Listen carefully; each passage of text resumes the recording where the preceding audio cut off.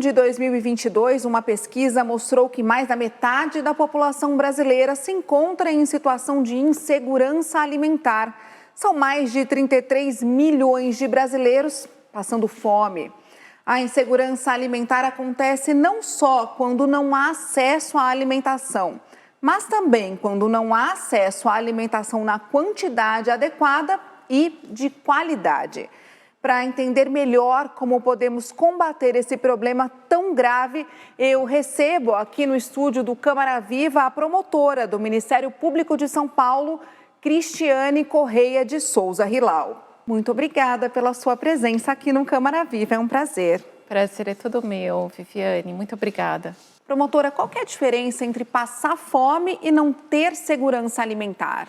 Viviane, a gente chama de insegurança alimentar e nutricional toda a situação pela qual passa uma pessoa que não tem acesso suficiente ao alimento em quantidade e em qualidade. E a gente tem 3 graus de insegurança alimentar e nutricional: grave, média e leve.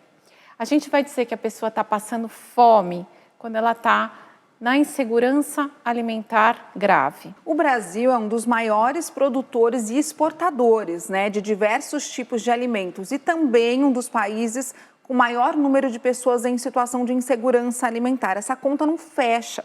Quais que são os principais motivos para essa situação, para essa contradição?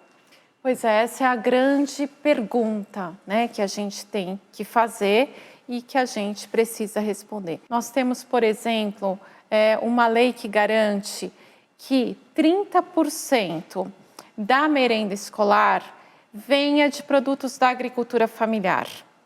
Isso é muito importante, porque a gente tem terra suficiente para a gente ter agricultura familiar de qualidade, o que é bom para garantir a vida digna do homem do campo, que não precisa ir para cidades e depois não vai engrossar pessoas em situação de rua ou muitas vezes o número de desempregados.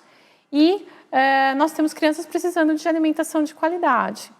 Então, a gente precisa, por exemplo, uma das estratégias para essa conta fechar é incentivar a agricultura familiar e fazer com que o produto dessa agricultura chegue para quem precisa, nas merendas escolares ou para as pessoas em situação de rua. Essa política precisa ser incentivada. Foi aprovado pela Câmara Municipal de São Paulo um projeto que institui o Fundo de Combate à Fome aqui em São Paulo. Esse é um bom caminho, uma iniciativa que faz diferença? Sem dúvida, é uma iniciativa que a gente tem que aplaudir, porque os fundos públicos específicos para determinada política são fundamentais para que a gente garanta recursos financeiros e orçamentários. Para a gente finalizar, como é que a Câmara Municipal pode contribuir ainda mais nesse combate à insegurança alimentar? Acho que na discussão e aprovação de projetos como esse, na interlocução com a sociedade, ouvir de fato aquilo que o povo quer, que o povo precisa, conversar com o Ministério Público, nós estamos abertos à troca de informações.